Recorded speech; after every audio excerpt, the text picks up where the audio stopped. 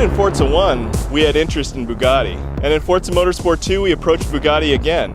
But at that time, Bugatti wasn't really interested in being in video games. But video games today have broadened out, and they're actually part of mass media. So I think that's opened up the door for us to do something with Bugatti. So now they're actually excited to be in video games. They're excited to be in Forza Motorsport.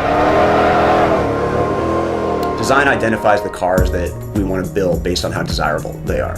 The Bugatti Veyron is a no-brainer. It's probably the most coveted car in the world right now. The style of the Veyron is very classic, sort of Art Deco. If a beautiful woman of the Roaring 20s stepped out of the car and the woman would perfectly complement each other.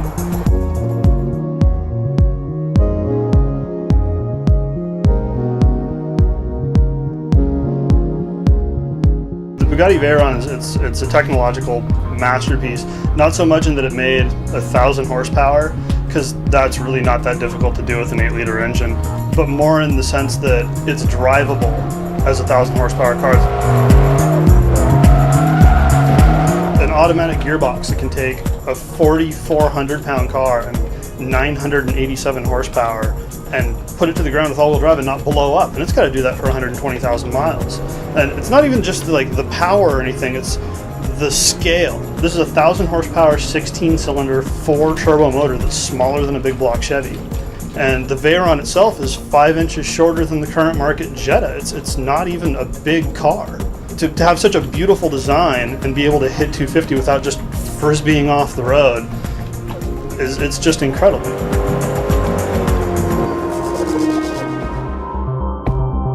Once we've identified the car that we want, we've located it, we send a team of subject matter experts out there to either photograph the car or scan it digitally.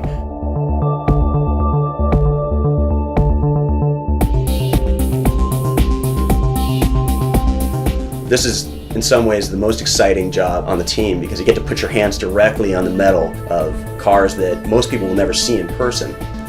One of the new features for Forza 3 is cockpits. This presents an interesting challenge from a modeling perspective because it's so hard to get the sense of scale from inside the cockpit and communicate that in game.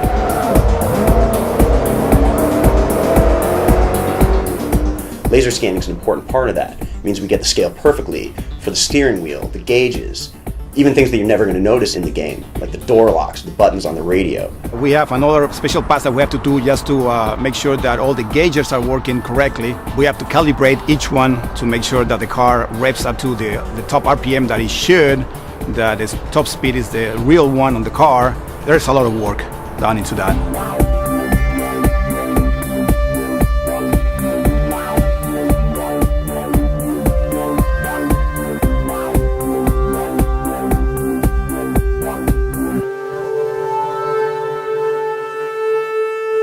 The result is a super high definition mesh.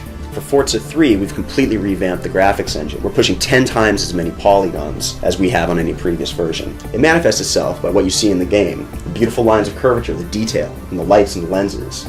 The detail in the brake rotors and calipers. They're so close to reality, they're almost indistinguishable.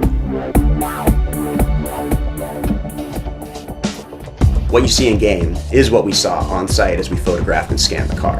And the cool thing is not many people in the world have seen this car in person, only in pictures. Some people haven't even seen the interior of this car. And in Forza 3, you're going to be able to customize it, you're going to be able to drive it, you're going to be able to see the interior, you're going to be able to do almost anything and everything with this car that most people will never see in their life.